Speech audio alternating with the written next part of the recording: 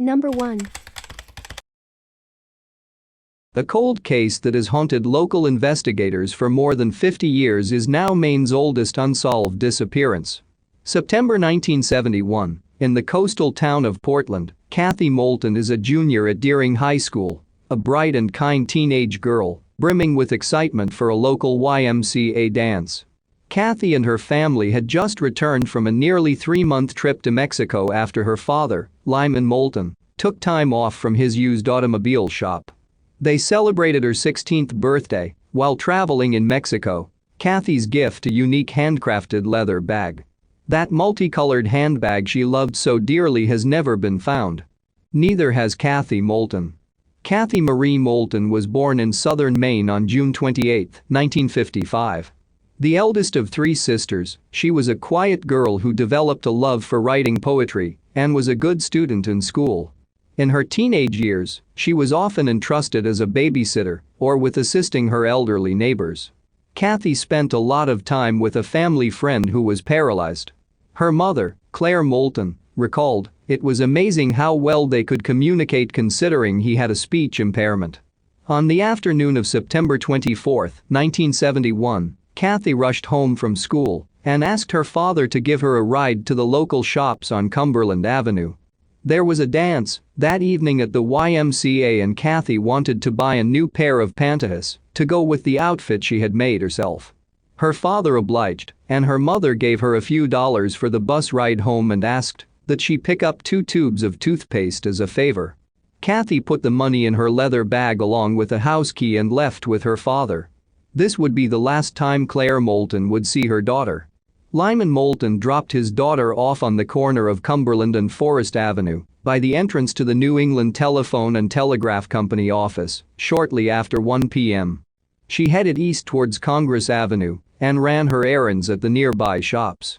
Sometime around 3 p.m., she went to a local music store and met up with a school friend, Carol Starbird. The 2 girls gossiped for a bit, Cathy, gushing over her outfit for the dance and eager to go home to get ready, told Carol that she had spent her bus fare earlier and was going to walk back to her house near the high school, a distance of nearly 2 miles. Clad in her navy blue double-breasted coat, her eager purchases in hand, and her favorite leather handbag on her shoulder, she imparted goodbye to Carol with the promise to meet up at the dance. Venturing onto Forest Avenue, Cathy Moulton disappeared into the blur of shops and early autumn foliage, never to be seen again. Claire Moulton began to grow uneasy when her daughter hadn't returned home for dinner. She phoned the Portland Police Department and asked to file a missing persons report. To her dismay, her request was met with disregard as she was told she could not file a report unless Cathy had been missing for 3 days. Her father, stricken with worry, after checking with Cathy's friends and nearby hospitals to no avail, drove to the police department where he demanded to file a report.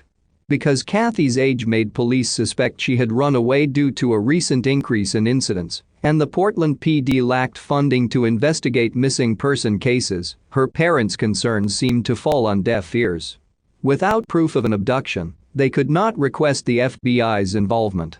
They did, however, manage to broadcast a few photos of Cathy after the end of multiple episodes of a popular police procedural TV program.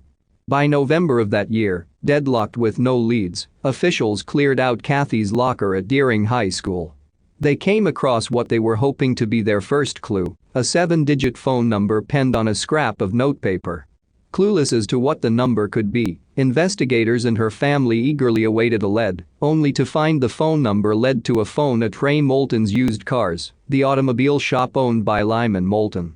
Assuming this a dead end, investigators found themselves stumped and her family, once again, desperate for a lead. Around Thanksgiving, an unidentified witness came forward and reported seeing Cathy getting into a blue 1963 Cadillac with an older boy on the day she disappeared.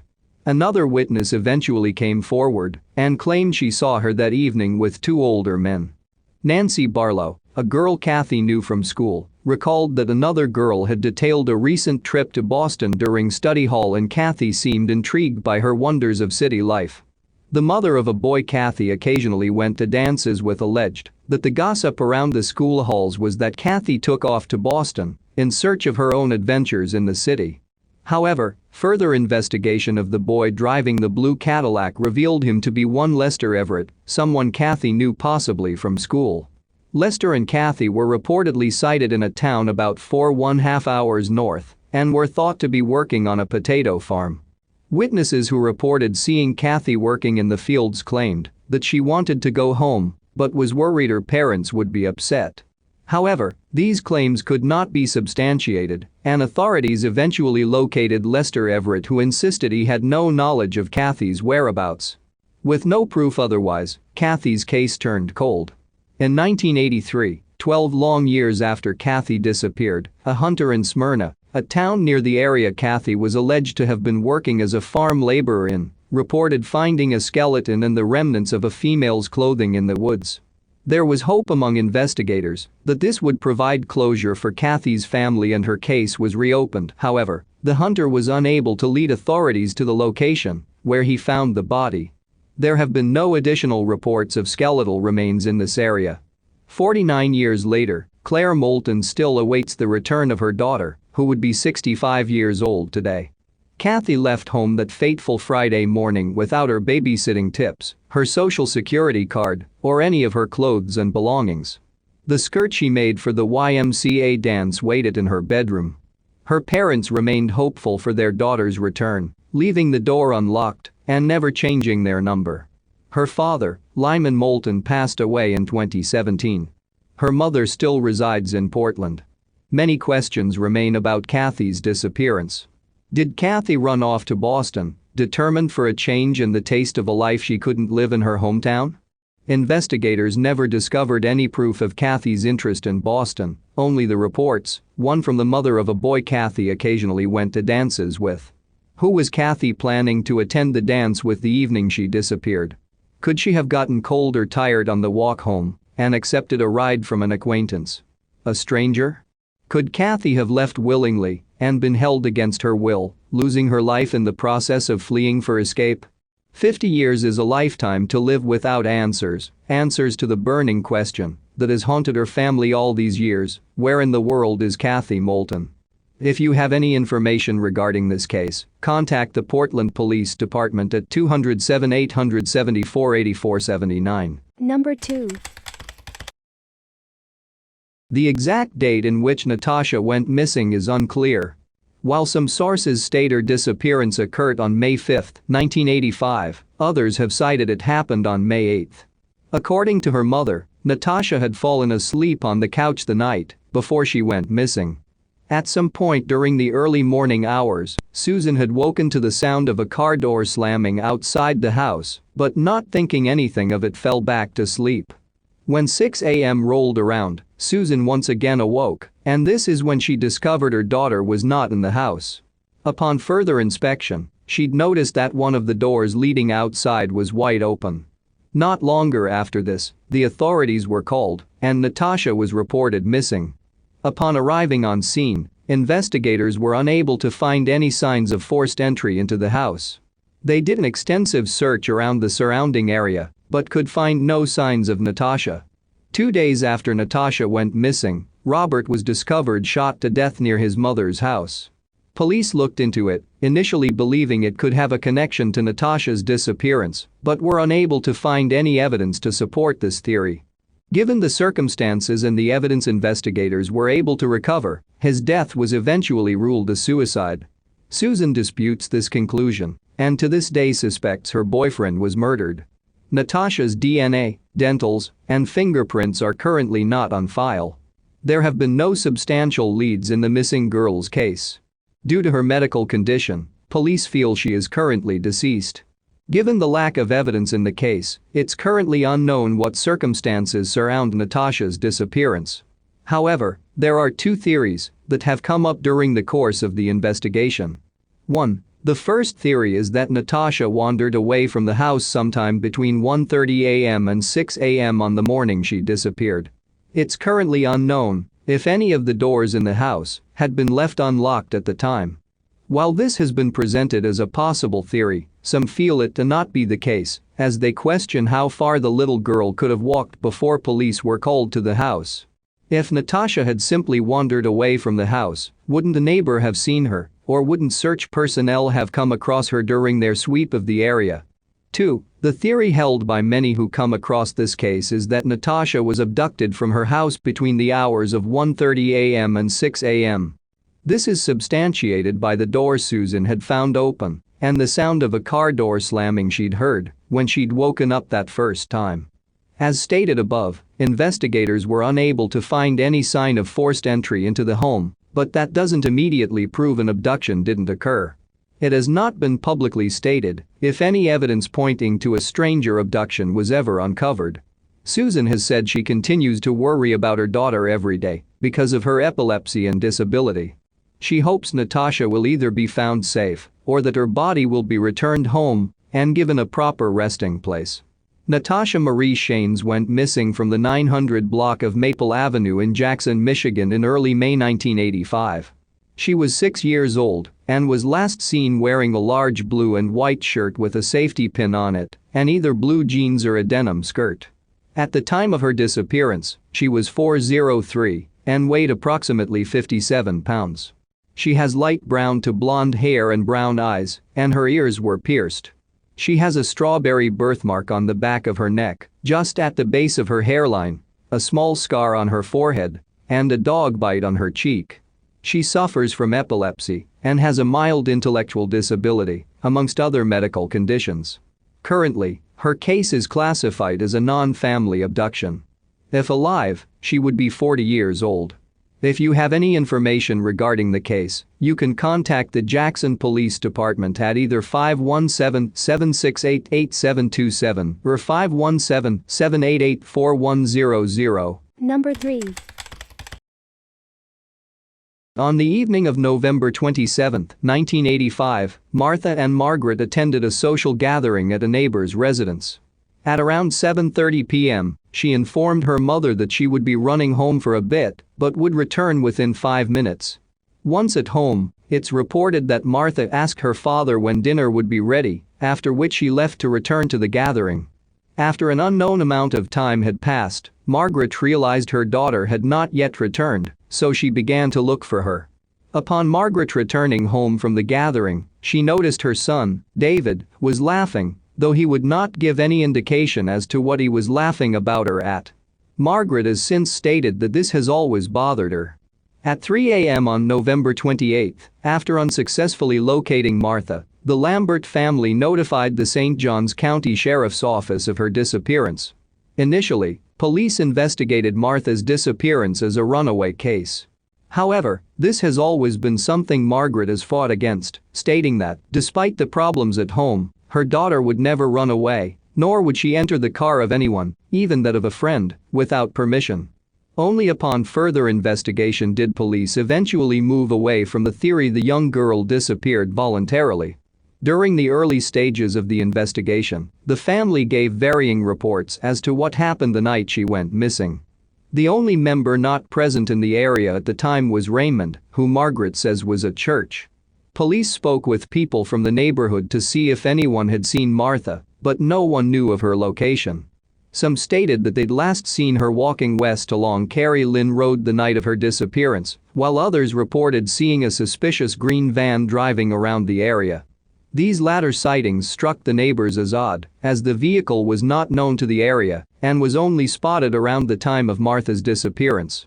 Since the beginning of the investigation, Margaret has been adamant that her daughter was kidnapped outside of their trailer. Police initially looked into this, but could find no evidence to support it. No one has ever been named as the missing girl's kidnapper, nor has anyone ever been arrested in relation to her disappearance. 2 days after Martha was reported missing, about a dozen police officers with the St. Johns County Sheriff's Office searched the wooded area behind the family's trailer, but no evidence was uncovered. In the early stages of the investigation, a spotlight was cast upon 14-year-old David, with police believing he knew more than he was letting on. He gave varying accounts regarding when he last saw his sister. The first story he relayed to authorities was that he'd seen her get into a black vehicle, yet no evidence was found to point to this being true. He later stated that Martha had left home after the pair ate dinner together and refused to tell him where she was going, despite him asking her for a location. Lastly, He told investigators that he'd last seen her walking to the Lil Champs convenience store, located on State Road 207. Police searched areas along Carey Lynn Road and State Road 207, but could find no evidence related to Martha's disappearance. In 2000, David confessed to killing Martha after he was arrested for passing a bad check. According to him, he'd buried her body at a Coquina mine on Holmes Boulevard that was known locally as the Pits. However, investigators didn't uncover a body, and there was no evidence to prove she had been buried at the location, so charges weren't laid. 9 years later, in September 2009, David called investigators to once again confess to his sister's murder. Sharing a different story to the one told in 2000, he claimed the incident had occurred while the pair were playing on the grounds of the then-abandoned Florida Memorial College, located on King Street and Holmes Boulevard. David said that he and Martha had left the trailer after their parents started arguing over a burnt Thanksgiving turkey and decided to explore the college, which they regularly visited. It had broken windows, empty buildings and debris scattered across the ground. Before arriving at the college, the pair had stopped for candy at a nearby convenience store and, according to David, once at the location, had gotten into an argument over $20. This led to a physical altercation, with Martha slapping her brother, who, in turn, pushed her. Martha had fallen back, hitting her head on a piece of steel, which pierced the base of her skull and killed her. Panicked, David had called for help, but upon no one responding he grabbed a broken road sign, dug a .32 hole, and buried his sister on the college grounds. According to police, David was overwhelmed with grief and emotion upon sharing this statement. When asked why he hadn't informed his parents of what happened, he shared he had been scared they would kill him. After David's confession, investigators made considerable efforts to try and find Martha's body in the area where the Florida Memorial College once stood, but were unable to locate any remains, despite cadaver dogs hinting at something. They had gone and not expecting to find anything, as in the mid-1990s, the college had been excavated for a planned Holmes Boulevard widening project, so it was believed the young girl's remains had probably been mixed in with the debris. In December 2009, David's confession was made public. Upon hearing it, Margaret told the media that she didn't believe what her son had said to be true, as he was known to make up stories in order to get attention. She also restated that she still thought others were responsible for Martha's disappearance. After hearing his mother's statements, David recanted, stating in media interviews that he'd only told the police what they wanted to hear, given how much they'd wanted to close the case. He also shared he had emotional and mental problems and that he didn't know what happened to his sister. However, investigators believe his story to be true due to his emotional response during the confession. Given David was a minor at the time of Martha's disappearance, and the fact there was a statute of limitations on manslaughter in 1985, police did not file any charges against him. They have since said the case is closed, but are willing to reopen it if any new information or evidence comes to light. Police have re-interviewed witnesses and possible suspects throughout the investigation, but have not uncovered any new information. Martha's disappearance remains the longest-running missing person investigation in St. Johns County history. Given what they've uncovered, investigators believe she met with foul play and is now deceased, this despite most agencies still classifying her case as either a non-family abduction or runaway. Her DNA and dental records are currently on file for comparison, in case she or her remains are discovered in the coming years. 1. The theory held by police is that David was involved in his sister's disappearance. Specifically, they feel the story he shared regarding the incident at Florida Memorial College to be an accurate account of what occurred. However, without a body or evidence, they are unable to concretely prove this. 2. Margaret continues to hold the theory that Martha was kidnapped. While many agencies still classify her case as a non-family abduction or runaway, those with the St. Johns County Sheriff's Office feel the young girl's disappearance is the result of a homicide at the hands of her brother, David. 3. Margaret has also stated that her daughter could have been taken and is now being trafficked. However, there is no evidence to point the investigation in this direction, and the police have never publicly stated if this is an angle they've considered. Martha's disappearance is said to have crushed Howard, who has since died. Margaret and Howard eventually divorced due to the strain Martha's disappearance put on the family. Margaret eventually remarried and moved to Illinois before returning to St. Johns County. She is said to regularly speak with David, but refuses to reveal where in Florida he is currently residing. Martha Jean Lambert went missing from Elkton, Florida on November 27, 1985. At the time of her disappearance, she was 12 years old and was last seen wearing either a matching two-piece bathing suit or a short-sleeve sundress. She is described as 4'53" and 70 pounds, with blue eyes and shoulder-length blonde hair. She has a birthmark on the front of her right thigh and one on her upper left chest, and her upper front teeth slightly protrude. Currently, her case is classified as endangered missing. If alive, she would be 46 years old. If you have any information regarding the case, you can contact the St. Johns County Sheriff's Office at 904-824-8304. Number 4. On February 22, 2016, Cody received a message from her sister where she stated she had texted Jason while upset because he owed her money. She also told her sister that she was going to travel to Calgary via a ride she'd found on the classified site, Kijiji. This story was later corroborated by her roommate, who added that Caitlin had also told her she'd met a stranger the previous night. On March 1, 2016, after no one had heard from Caitlin for a few days, a missing persons report was filed with the RCMP. According to her family, it was out of character for her to have been out of touch with them for such a long period of time. On March 21, 2016, 20 days after the missing persons report was first filed, the RCMP sent out an official alert on their website, which read, "The RCMP Major Crimes Unit is now assisting Vernon North Okanagan RCMP with the investigation of POTS." While Caitlin's last known location is currently unknown, a witness has come forward to say they last saw her in Enderby, and police say she was last seen near the Shuswap River. In June 2016, Priscilla contacted Indigenous groups in British Columbia, who conducted their own search for Caitlin. Both they and Priscilla were losing faith with the RCMP's investigation and felt it wasn't thorough enough. The search, which involved the Secwepemc people, saw searches of Enderby, Maple Lake, Grindrod and the area along the Shuswap River. A door-to-door canvass was also done to see if local residents had any information. In October 2016, a ceremony was held in remembrance of Caitlin and other missing and murdered Indigenous women. It was one of many that were held across Canada. Jody Leon, a woman from Splatsin First Nation, has been in contact with Priscilla and has helped organize searches on her behalf. She was the person to help launch a drone search for Caitlin, as well as missing women Ashley Simpson, Nicole Bell and Deanna Wirtz.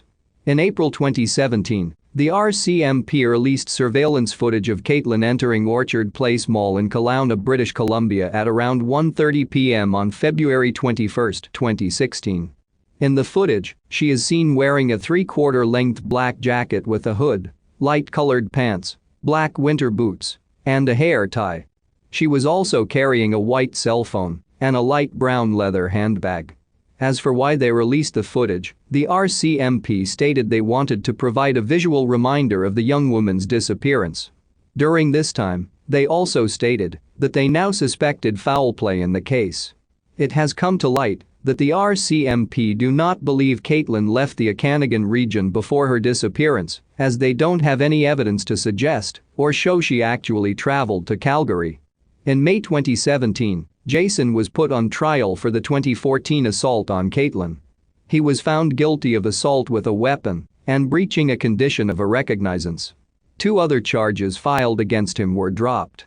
Jason contacted online news source Infonews to refute information being spread by him in the media and has claimed he's being treated unfairly by investigators. He said he was never actually Caitlin's boyfriend and that she hadn't lived with him. However, he did concede she would occasionally stay with him. He also stated the missing woman had been working as an escort and he couldn't remember the last time he'd saw or spoken with her. As for whether or not Jason is a suspect in the case, the RCMP will not say. Also in May 2017, a walk was organized to raise awareness about Caitlin, Deanna, and Ashley's disappearances.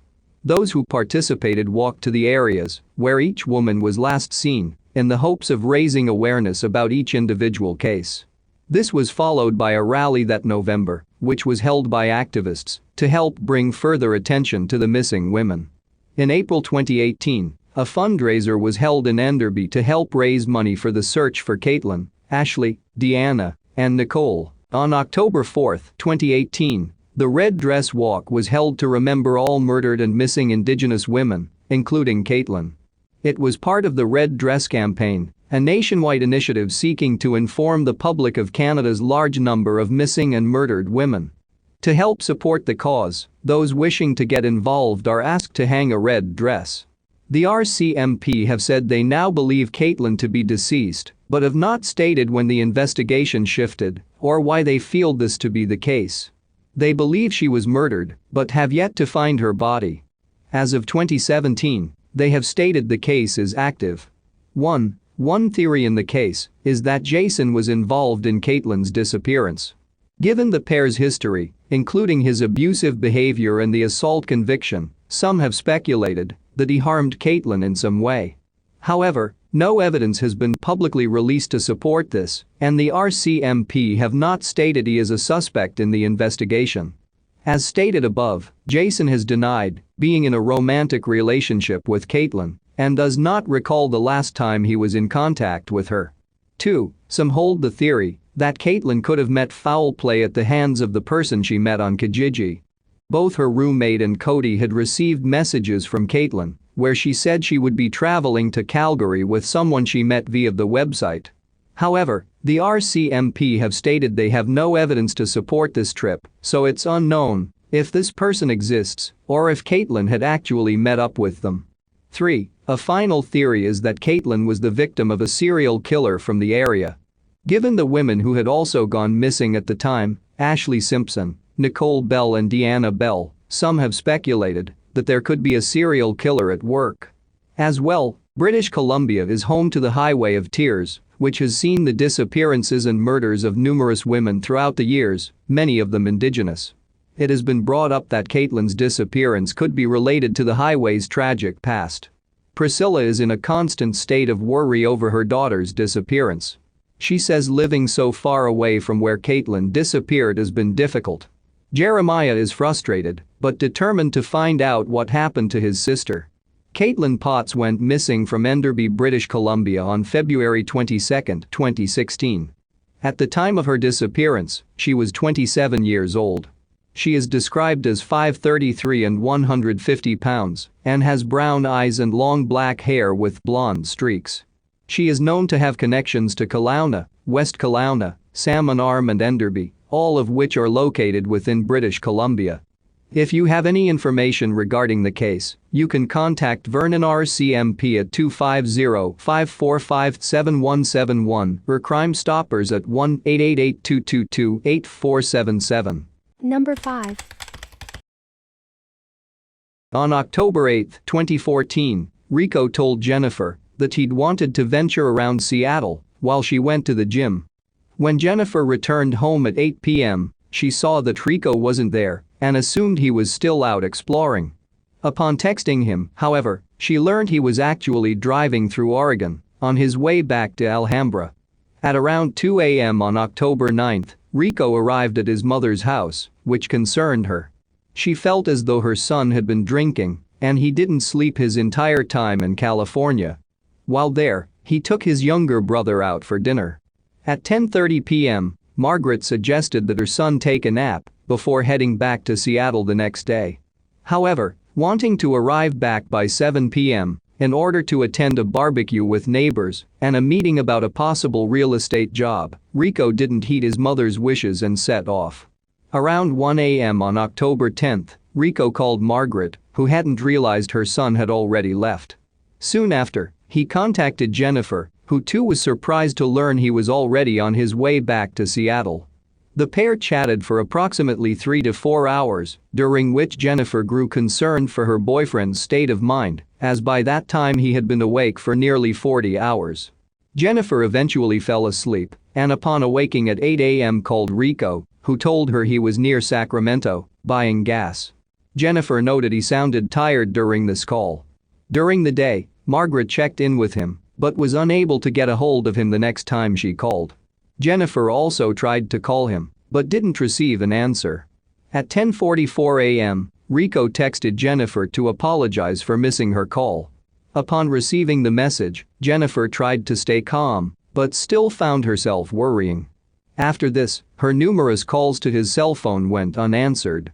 When Rico hadn't arrived at Jennifer's house, she grew more worried. At around 8 p.m., she called Margaret to ask if she should file a missing persons report, but the two agreed to wait it out.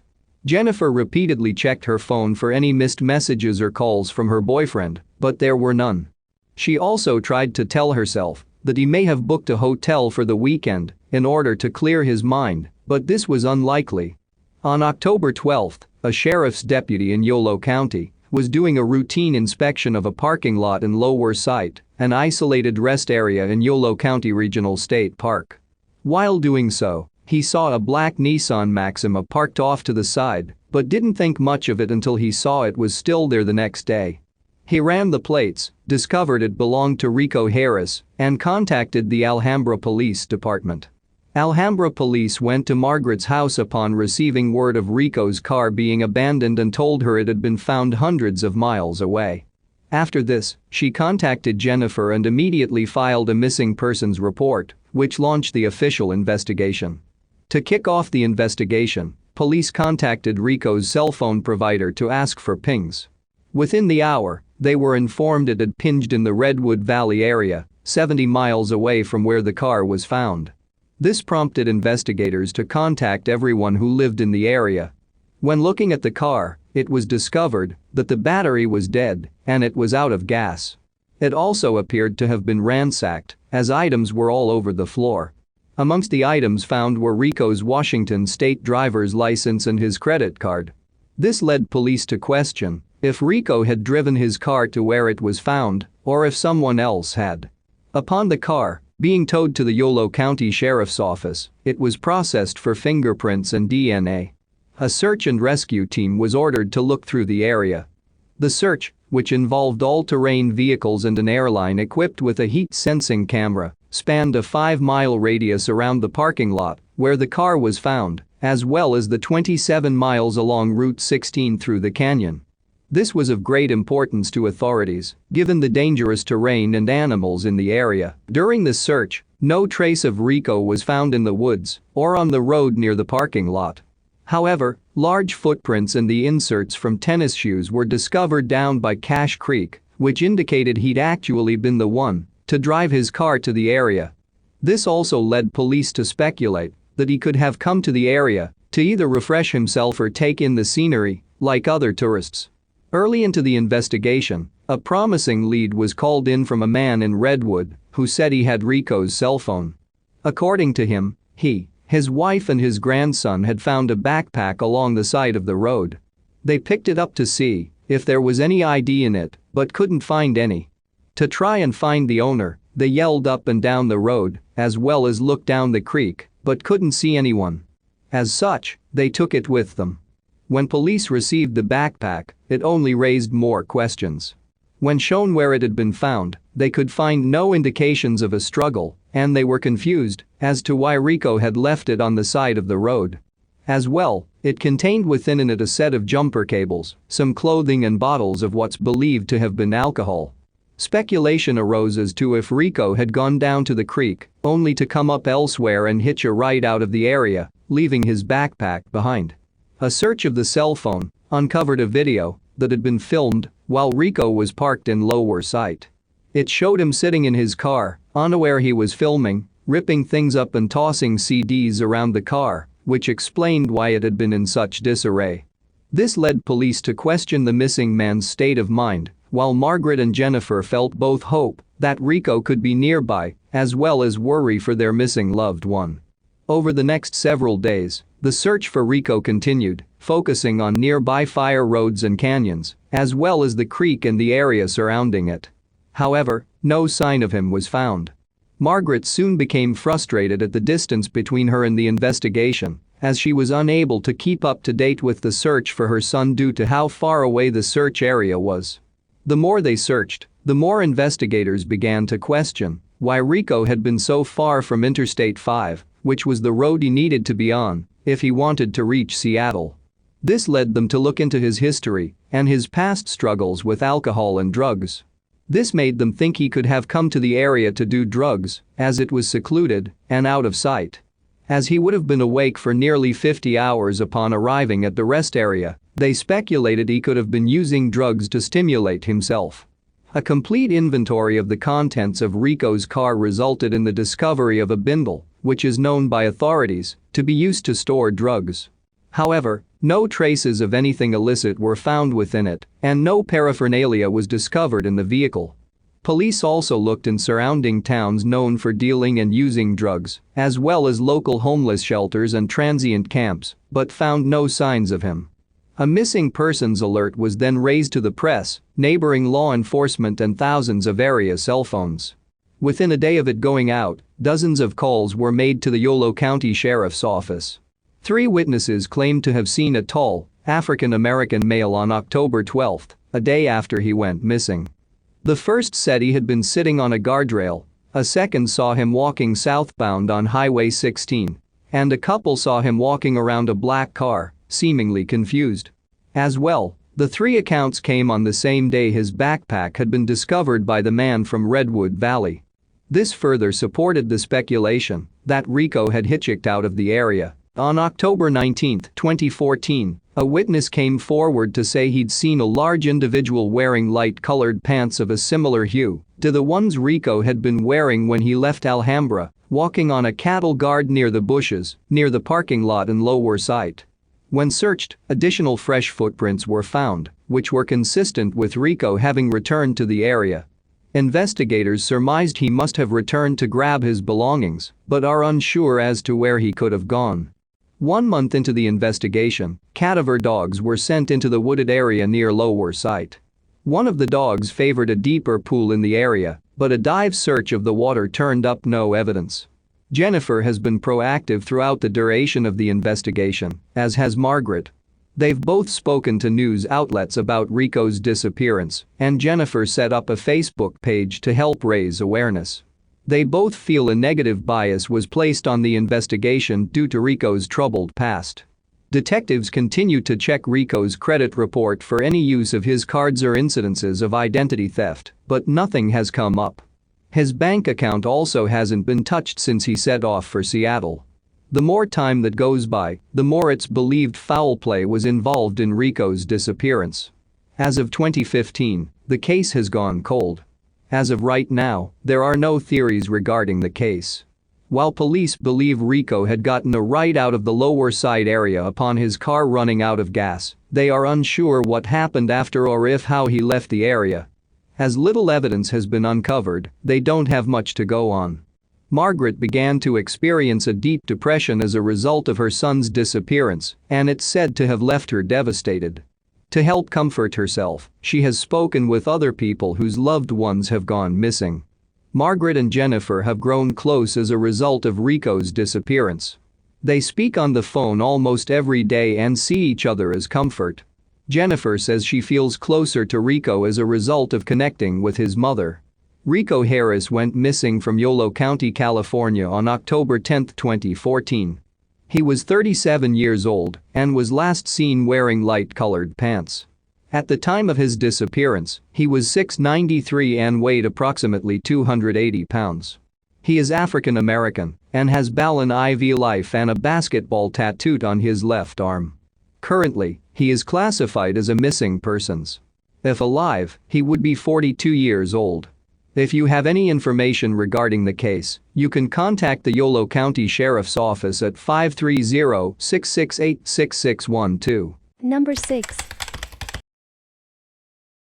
On the afternoon of May 14, 1983, Robert, his siblings and a few friends were playing in a vacant lot located in his family's neighborhood.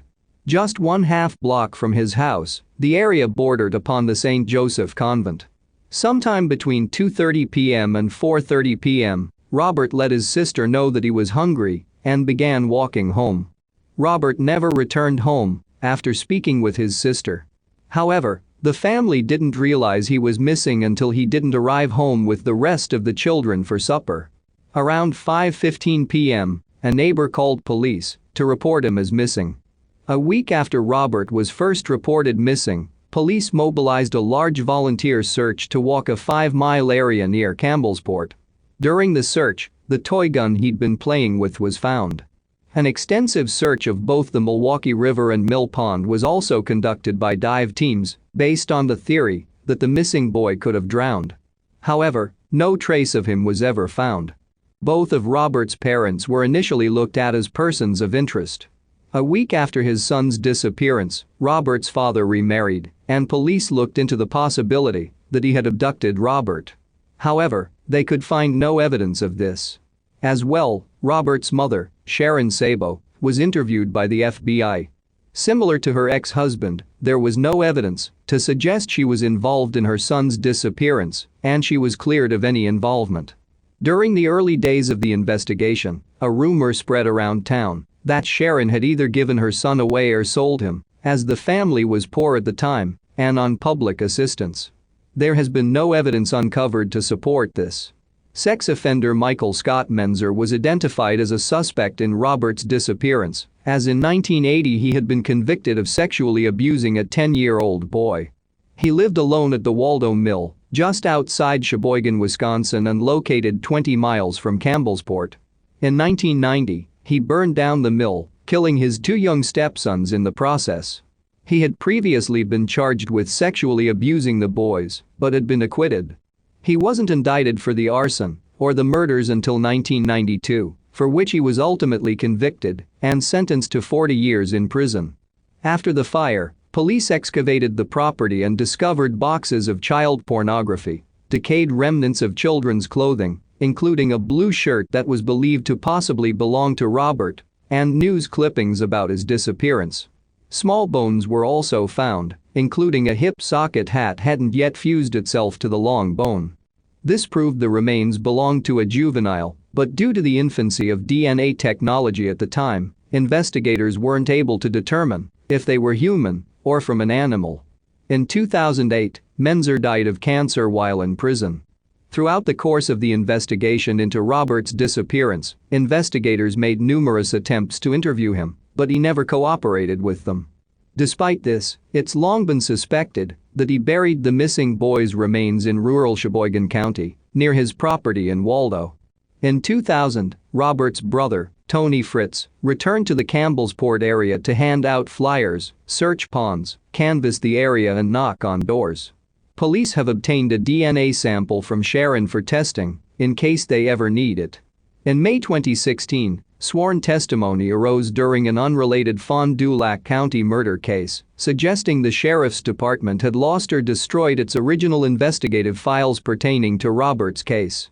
This came from Daniel Kaminsky, who had served as district attorney from 2009 to 2012, who said he'd heard former detectives talking about the files being shredded. In recent years, there has been a renewed push to solve the case. In 2017, the bones found on Menzer's property were sent away for testing, where it was proven they were in fact from an animal. However, the clothing failed to produce a DNA profile. Investigators have other items of clothing they can submit, but they must first receive permission from the lab before testing can begin. In April 2017, a billboard campaign was launched in order to raise awareness about missing people, including Robert. It was organized by Marshall Aritza, whose mother, Victoria Prokopovets, is currently missing. Her hope with the campaign was that someone would see the billboards and report any details they might have pertaining to the cases. The current theory surrounding the case is that Robert's disappearance is the result of a non-family abduction, most likely at the hands of Michael Menzer. This is due to him living in the area at the time. The items recovered during a search of his property, including the children's clothing and the news clippings about Robert's disappearance and Menzer's criminal history. Given a search of Campbellsport uncovered no sign of the missing boy, authorities have concluded an abduction is the most likely possibility. Robert's father has since passed away. After her son's disappearance, Sharon moved away from Campbellsport. She is currently residing in Stevenson, Michigan. According to the family, They haven't received an update on the case in years. Robert's sister, Laura Engel, recently submitted a letter to the sheriff's department requesting access to her brother's case files, but her request was denied, with authorities citing the active status of the investigation. Robert Fritz went missing from Campbellsport, Wisconsin on May 14, 1983. He was 5 years old and was last seen wearing a red, blue and gray short-sleeved shirt, dark blue pants, and brown cowboy boots. At the time of his disappearance, he was 4'3" and weighed approximately 50 pounds. He has straight blonde hair and blue eyes and has a strawberry birthmark on his outer left thigh, just above the knee. It was 23/33 when he went missing, and there is the possibility it could now be larger and lighter in color. Currently, his case is classified as a non-family abduction. If alive, he would be 41 years old. If you have any information regarding the case, you can contact the Fond du Lac County Sheriff's Department at 803-642-1761. Number 7. On October 9, 2012, Kara told one of her roommates that a friend was coming to pick her up and drive her to a modeling gig. As she didn't have a driver's license, she had to get rides with others. Minutes later, her roommate saw a dark sedan pulling away from the building and assumed her ride had arrived to pick her up. Over the course of October 10 and 11, Kara's brother, who lived not too far from her, tried to get in contact with her over phone and text. However, he received no response to his messages, which struck him as odd, as she was in contact with him nearly every day. On October 12, growing more concerned with each passing day, her brother contacted the El Paso County Sheriff's Office to report his sister is missing, where he was told that, given Kara's age, she was allowed to be out of contact with her family for as long as she wished. Kara's brother and friends alerted her parents to the fact she hadn't been active on social media or used her phone since around October 9. Hearing this, they flew to Colorado Springs to search for their missing daughter. Upon arriving at Kara's house, they found her laptop, professional makeup case, purse, ID, $300 in cash and clothes all still in her room. To everyone, it appeared as though she'd planned on returning home after her modeling job. Worried, her parents pressured the cops to take another look into her disappearance. Upon opening an investigation into Kara's disappearance, the police appealed to the public for help. Kara's parents gave investigators permission to look through her cell phone records. They noticed that her last text message was sent around 11:45 p.m. on October 9, and that the cell phone had been traveling north to Denver that night, based off cellular tower pings. However, it had been inactive ever since, and police are unsure if it lost battery, got lost or had been damaged. A large group of Kara's friends helped her family search for her and passed out flyers throughout Colorado Springs and Denver. During the initial stages of the search, Julia and Paul learned their daughter had been working as a prostitute over the past 2 years, ever since she was 17 years old, and that she was doing so in order to support her drug habit. They also discovered that some of her modeling jobs had been covers for escort services. At first, they were reluctant to make this information public, worried it might skew the public's perception of Kara, but they decided to make it known in the hopes it would generate new leads. Upon the release of this information about Kara, news outlets began to cancel interviews with the Nichols and coverage of her disappearance began to wane. In November 2012, police announced they wanted to speak with 2 women who are believed to have last been seen with Kara. Both had brown hair, and the one was seen in Kara's company on the day she went missing. While not a suspect, she is considered a person of interest, and police have stated they want to know how the pair parted on October 9. The second woman is believed to have been an associate of Kara's. However, the nature and frequency of their contact remains unknown. In the hope someone who knew one or both of the women would come forward, an image of one of them was released to the public, resulting in numerous leads being called in. While intensive searches were conducted with the help of outside units, both women have never been found. It's believed someone with knowledge of the modeling community could have information about Kara or the 2 mystery women. That same month, images of Kara showed up on an escort site run out of Las Vegas. However, investigators were able to prove that Kara was not involved in the posting and that the escort service had pulled her images off of the internet. Since the beginning of the investigation, the National Women's Coalition Against Violence and Exploitation has aided the Nichols family in looking for Kara. In spring 2013, a business owner from Colorado Springs came forward to say he'd seen Kara for weeks after she'd initially vanished.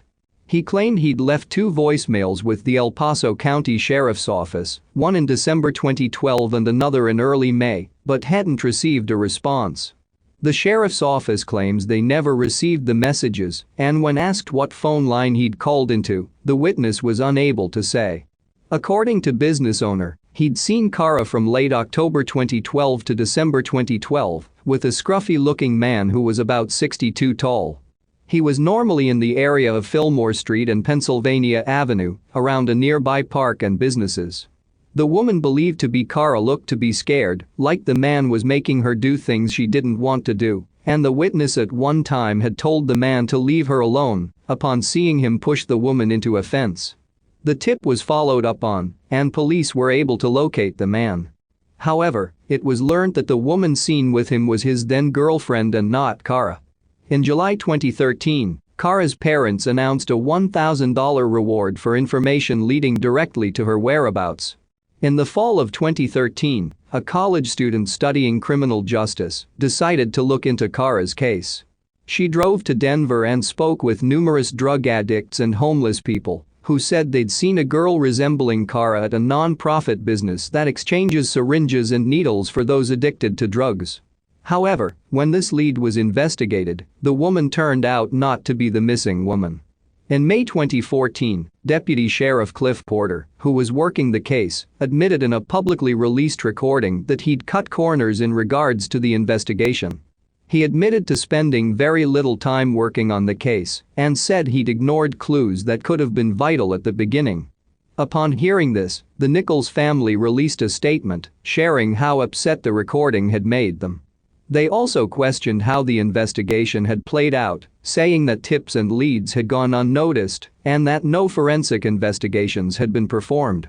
They also criticized the sheriff office's work with the cell phone records and claimed Deputy Sheriff Porter had told them not to speak with the media or post flyers.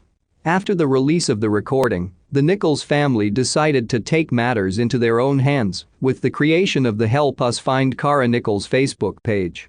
Through this, they received a tip from someone who said Kara was being trafficked to men in Long Island. However, police were unable to locate her, and it's currently unknown if the tip was a hoax. In May 2016, a grand jury indictment was handed down to former Sheriff Terry McKetta and members of his staff in regards to allegations of corruption that include witness tampering, kidnapping and extortion. This led Kara's mother to question if her daughter's case had ever properly been handled. In June 2018, the National Center for Missing and Exploited Children released an age progression photo of Kara, showing what she would look like 25 years old. Police are currently keeping tight-lipped about the investigation, as it's still active. Their theories over what happened to Kara have changed over the years and ranged from a belief that she died by suicide or drug overdose to her purposely avoiding her family. However, they currently believe foul play to be involved in her disappearance. One theory in the case suggests that Kara was murdered by her pimp. A tip was sent into the National Women's Coalition Against Violence and Exploitation, which said the missing woman had owed her pimp money and, as a result, he abducted and killed her, burying her along a stretch of road in Castle Rock, Colorado, where as many as 10 bodies are said to be buried. Given the area is 30 miles from Denver and is located along the route she would have taken, her parents believe this to be a real possibility. This is further supported by tips which say Kara had died years ago, not long after she initially went missing. 2. Police are currently working on the theory that Kara was forced into human trafficking and fell prey to abduction due to her modeling jobs. According to investigators, there is a subculture of modeling business fronts that often involve illegal drugs and prostitution. Her parents also feel human trafficking played a role in their daughter's disappearance. Kara's profile on Model Mayhem has since been taken down. Kara's parents have stated they feel guilty about not being able to get Kara away from the lifestyle she was participating in. While they believe there is a possibility their daughter is dead, they hope to one day have her body returned to them. Kara Nichols went missing from the 6700 block of Mission Road in Colorado Springs, Colorado on October 9, 2012. She was en route to Denver, Colorado. She was 19 years old and was last seen wearing a hooded sweatshirt, dark-colored jeans, white DC tennis shoes and hot pink ear gauges. At the time of her disappearance, she was 5'83" and weighed approximately 115 pounds. She has bleached blonde hair and green eyes and has 2 tattoos, one of a marijuana leaf on her right ankle and one of a spaceman on her left wrist. She also has the following piercings: one on her back, one on her navel, gauged ears and a Monroe piercing above the right side of her lip. She may be suffering from bipolar disorder or borderline personality disorder.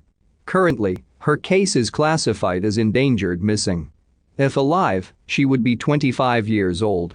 If you have any information regarding the case, you can contact the El Paso County Sheriff's Office at either 719-520-7125 or 719-390-5555.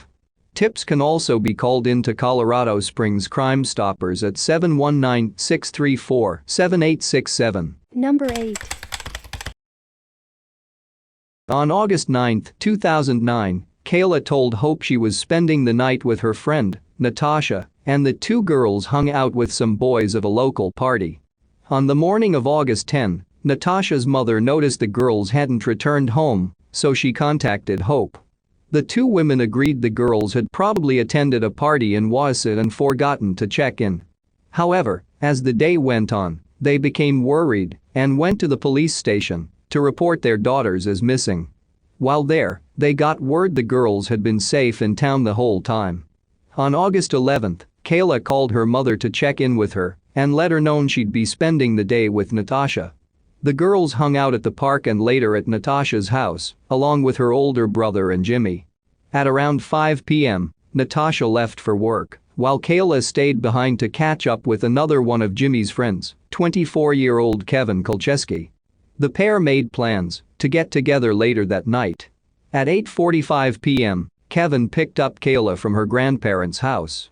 On the morning of August 12, Kayla's father noticed she hadn't returned home, so he called Kevin, who told him he'd dropped Kayla off at a friend's house.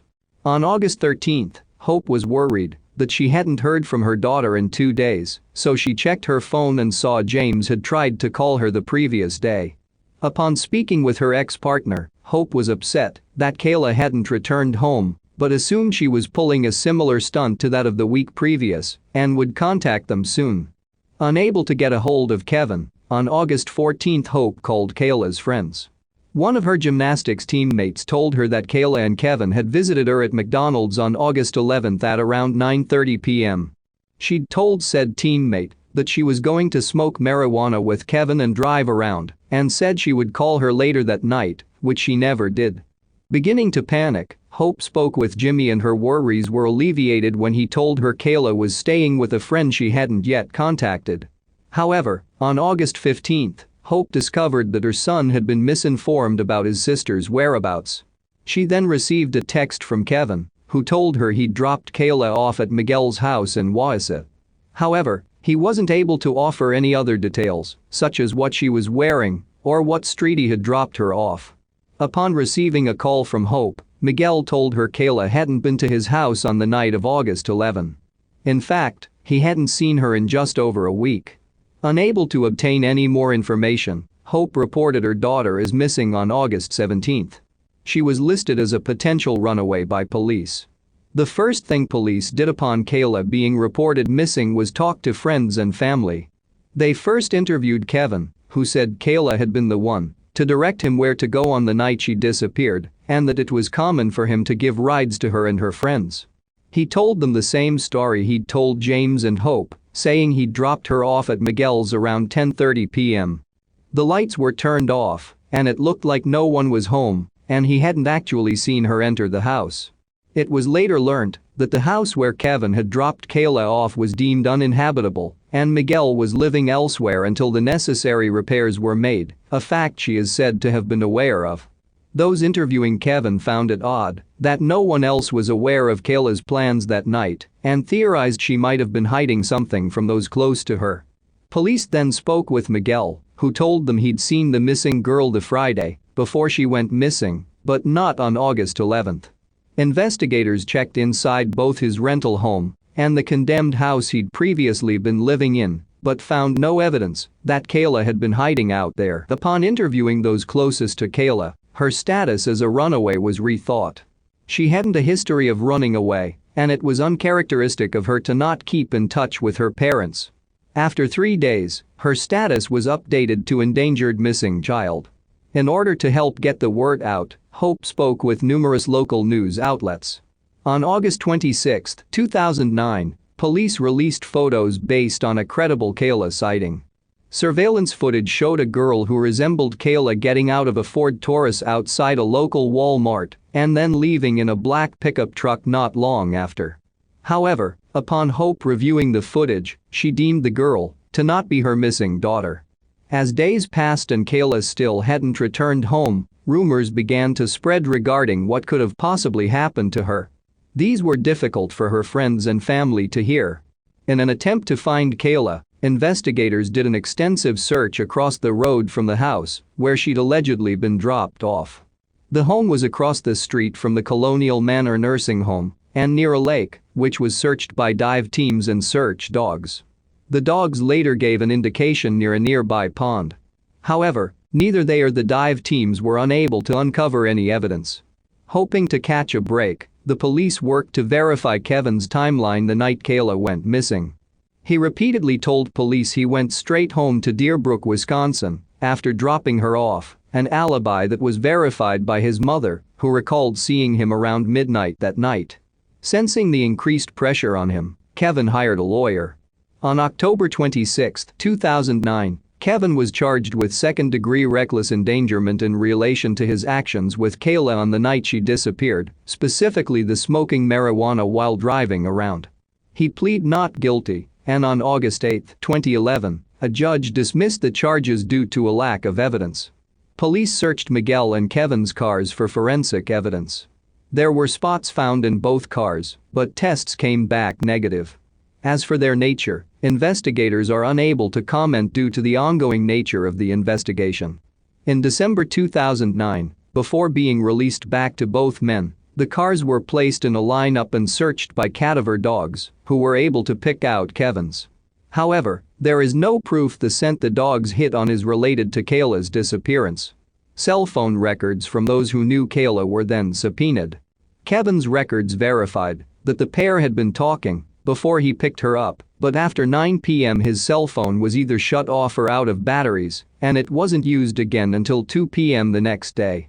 While Miguel's records corroborated the story he told police, it was discovered that an old cell phone of his had pinged off a tower in Lincoln County, about 40 miles north of Wausau, on the night of Kayla's disappearance. 2 calls were made, but a search of the area near the cell phone towers uncovered nothing. This prompted police to want to re-interview Miguel, but he denied their request, citing he felt harassed by both them and Kayla's family.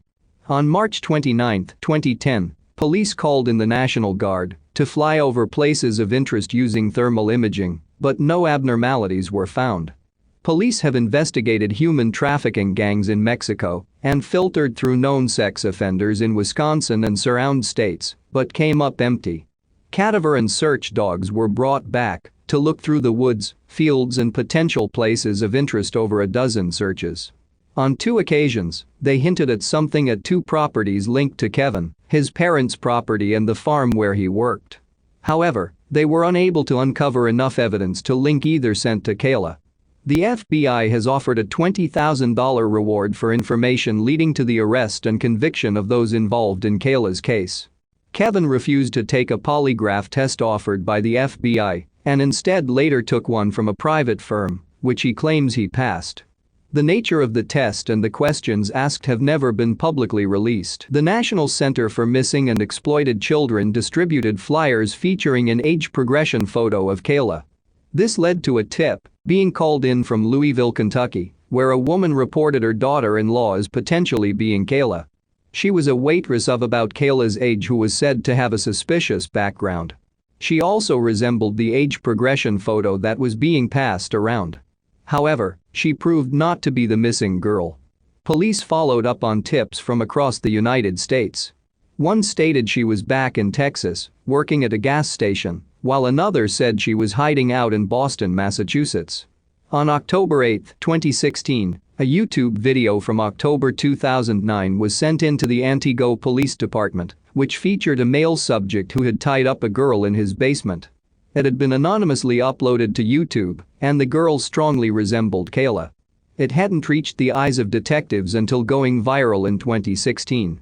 The FBI got involved in order to track down who had created the video, and it was shared by numerous news outlets. While the renewed coverage of the case led to numerous tips being called in, 3 days later it was proven to be a hoax, with those involved being actors who hadn't even heard about Kayla's disappearance. In 2017, Carl's Transport revealed a trailer that would travel across the United States with Kayla's image and information on it. Law enforcement have said they'll never give up in their efforts to find Kayla. Miguel is currently a person of interest. Kevin has never been charged or named a suspect in her disappearance. However, he's said to no longer be cooperating with the investigation. There is no evidence of foul play in the case, and there haven't been a lot of clues for investigators to follow up on.